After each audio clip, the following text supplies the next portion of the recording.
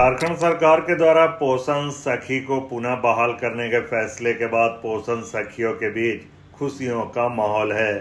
जिला पोषण सखी संघ के द्वारा फिर से बहाल होने पर सैकड़ों पोषण सखी ने रैली के माध्यम से झारखंड सरकार को धन्यवाद देते हुए खुशी जाहिर की।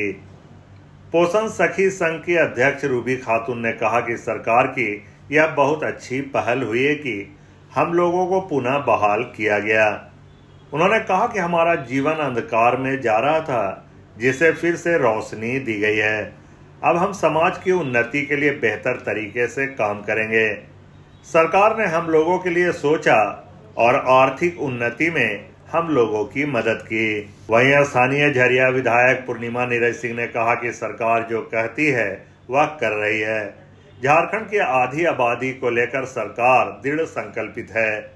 हेमंत सरकार के द्वारा लगातार विकास कार्य किए जा रहे हैं।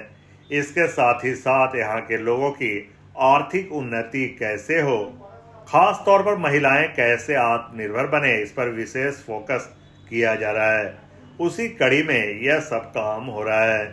कितनी नौकरियां बहाल हुई, किस किस इकाइयों में बहाल हुई? देखिए 2016 में जो है पोषण सखियों को रखा गया था और ये बोलकर रखा गया था कि आपकी नियमावली बनेगी, आपको जो है कंटिन्यू किया जाएगा। पिछले उसमें जो है चुनाव को देखते हुए फिर इनको जो है लगातार एक साल कंटिन्यू किया, लेकिन इनके लिए कोई भी प्रक्रिया जो है सही से नहीं की गई। चाहे वो इनके यूनिफॉर्म की रही हो, चाहे वो इनके वेतनमान की रही हो, जो भी मांगे इनकी रही कि भाई अब आप क्या सोच रहे हैं। अगर आप हमको हमेशा इनको अंधेरे में रख के जो है इनको बस एक इलेक्शन टास्क फोर्स बना लिया गया कि भाई चलिए ये इलेक्शन की टास्क फोर्स है, काम करेंगे इलेक्शन में, इसलिए इनको रखा गया। जैसे ही हमारा चुनाव जो है ख़त्म होता है, उसके बाद जो है केंद्र सरकार जो अपना अनुदान भेजती थी इनके वेतन के लिए, उसको खींच लेती है और कहती है ये अब हमारी जिम्मेदारी नहीं है, अब ये समझे कि कैसे होगा।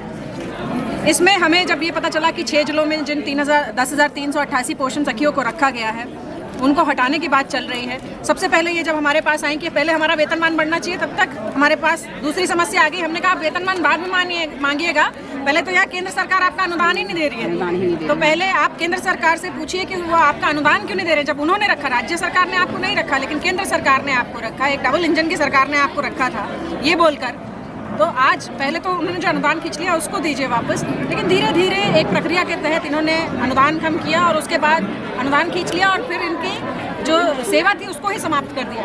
हमारी लड़ाई इस बात की थी लगातार हमने कि इनकी सेवा को फिर से बहाल किया जाए। पहले तो सेवा समाप्त नहीं हो रही थी, लेकिन जब सेवा समाप्त हो गई तो बहाल किया जाए। और इसमें मेरा कम योगदान है।